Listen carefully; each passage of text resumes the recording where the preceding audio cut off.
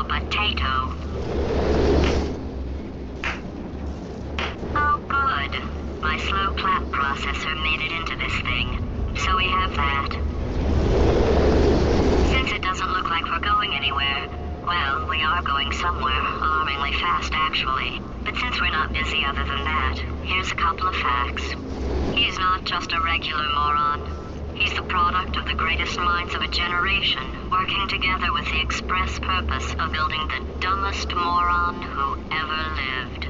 And you just put him in charge of the entire facility. Good, that's still working. Hey, just in case this pit isn't actually bottomless, do you think maybe you could unstrap one of those long fall boots of yours and shove me into it? Just remember to land on one foot.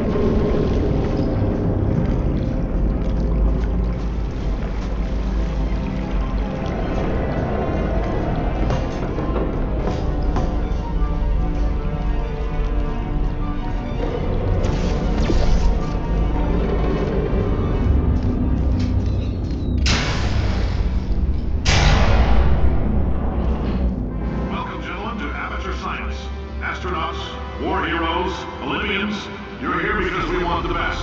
And you are it. So, who is ready to make some science? I am.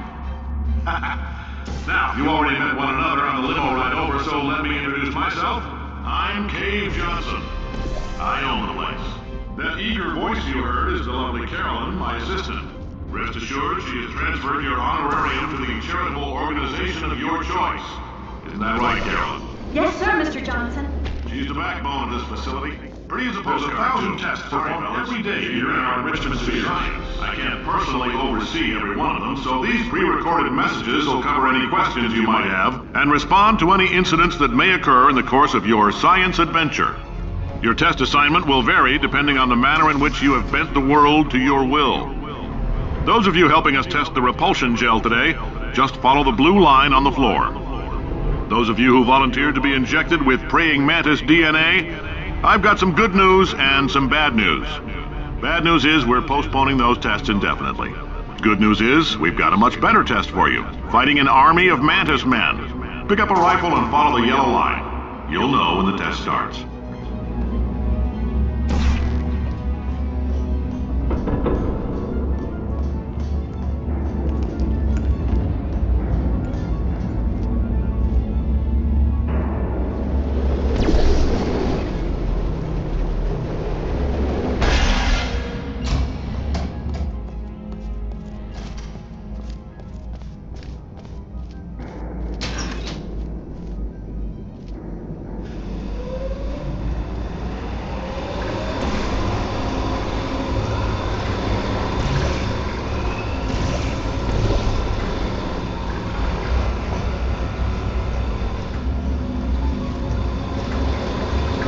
They say great science is built on the shoulders of giants.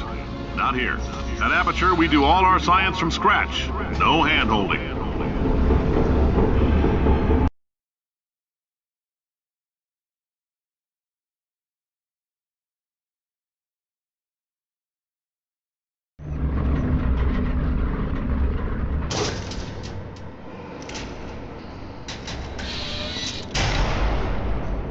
All right, let's get started.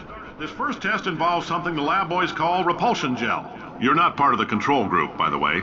You get the gel. Last poor son of a gun got blue paint. All joking aside, that did happen. Broke every bone in his legs. Tragic, but informative. Or so I'm told.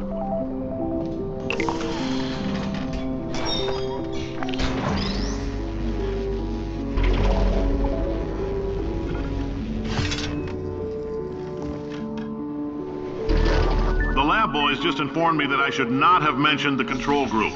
They're telling me I ought to stop making these pre-recorded messages. That gave me an idea. Make more pre-recorded messages. I pay the bills here, I can talk about the control group all damn day. For this next test, we put nanoparticles in the gel. In layman's terms, that's a billion little gizmos that are going to travel into your bloodstream and pump experimental genes and RNA molecules and so forth into your tumors. Now, maybe you don't have any tumors. Well, don't worry. If you sat on a folding chair in the lobby and weren't wearing lead underpants, we took care of that too.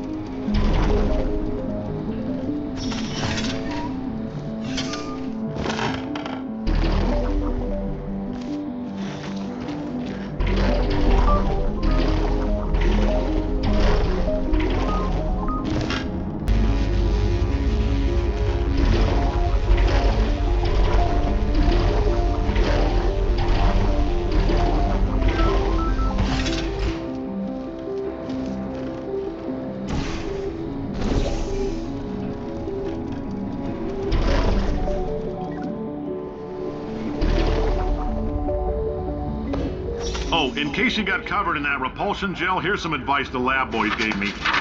Do not get covered in the repulsion gel. We haven't entirely nailed down what element it is yet, but I'll tell you this, it's a lively one, and it does not like the human skeleton.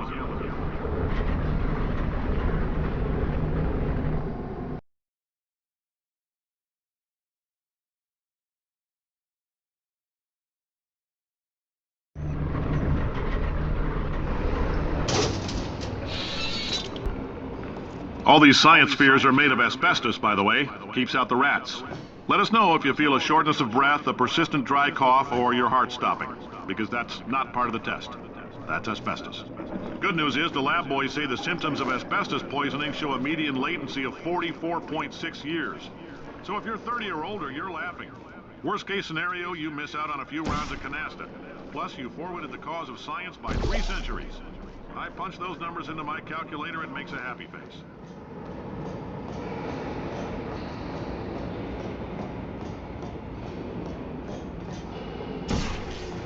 Ha! I like your style. You make up your own rules, just like me. Bean Counter said I couldn't fire a man just for being in a wheelchair. Did it anyway. Ramps are expensive.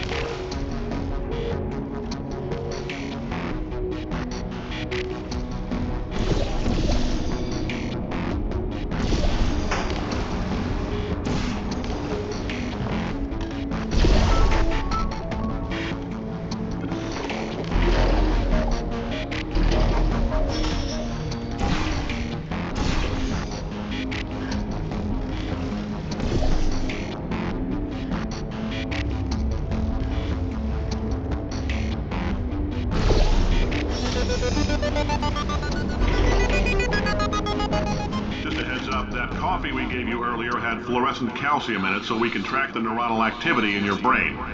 There's a slight chance the calcium could harden and vitrify your frontal lobe. Anyway, don't stress yourself thinking about it. I'm serious. Visualizing the scenario while under stress actually triggers the reaction.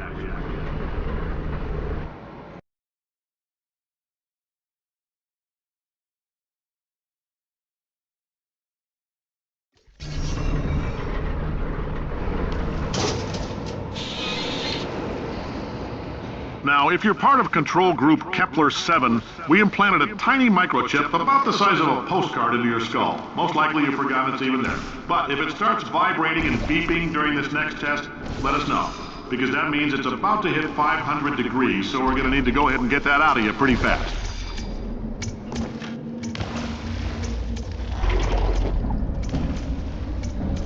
I'm telling them, keep your pants on. All right, this next test may involve trace amounts of time travel. So, word of advice, if you meet yourself on the testing track, don't make eye contact. Lab boys tell me that'll wipe out time. Entirely. Forward and backward.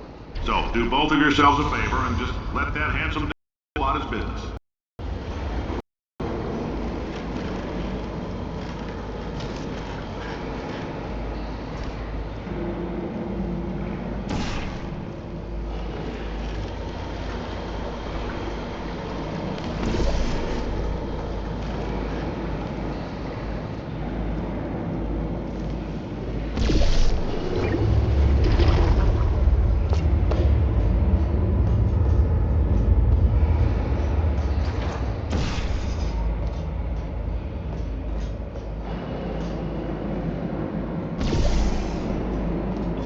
If you're hearing this, it means you're taking a long time on the catwalks between tests. The lab boys say that might be a fear reaction. I'm no psychiatrist, but coming from a bunch of eggheads who wouldn't recognize the thrill of danger if it walked up and snapped their little pink bras, that sounds like projection. They didn't fly into space, storm a beach, or bring back the gold. No, sir, we did. It's you and me against the world, son. I like your grit. Hustle could use some work, though. Now let's solve this thing.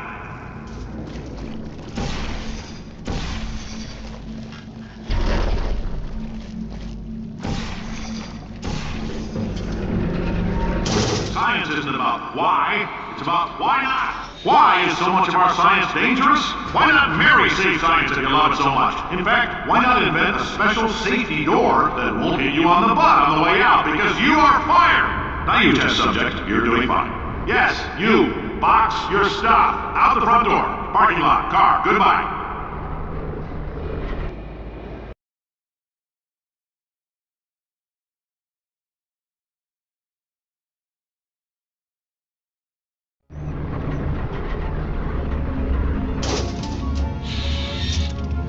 Congratulations! The simple fact that you're standing here listening to me means you've made a glorious contribution to science. As founder and CEO of Aperture Science, I thank you for your participation and hope we can count on you for another round of tests. We're not going to release this stuff into the wild until it's good and damn ready, so as long as you keep yourself in top physical form, there will always be a limo waiting for you. Say goodbye, Carolyn. Goodbye, Carolyn. She is a gem.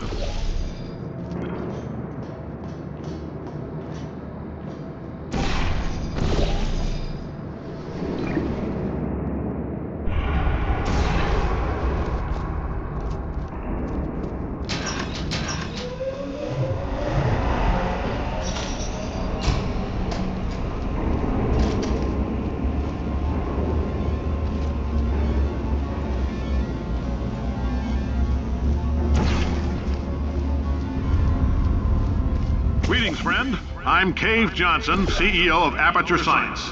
You might know us as a vital participant in the 1968 Senate hearings on missing astronauts. And you've most likely used one of the many products we invented, but that other people have somehow managed to steal from us. Black Mesa can eat my bankrupt... Sir, the testing? Right. Now you might be asking yourself, Cave, just how difficult are these tests? What was in that phone book of a contract I signed? Am I in danger? Let me answer those questions with a question. Who wants to make $60? Cash. You can also feel free to relax for up to 20 minutes in the waiting room, which is a damn sight more comfortable than the park benches most of you were... Oh, hi. Say, you're good at murder. Oh, thanks. Did you feel that? That idiot doesn't know what he's doing up there. This whole place is going to explode in a few hours if somebody doesn't disconnect him.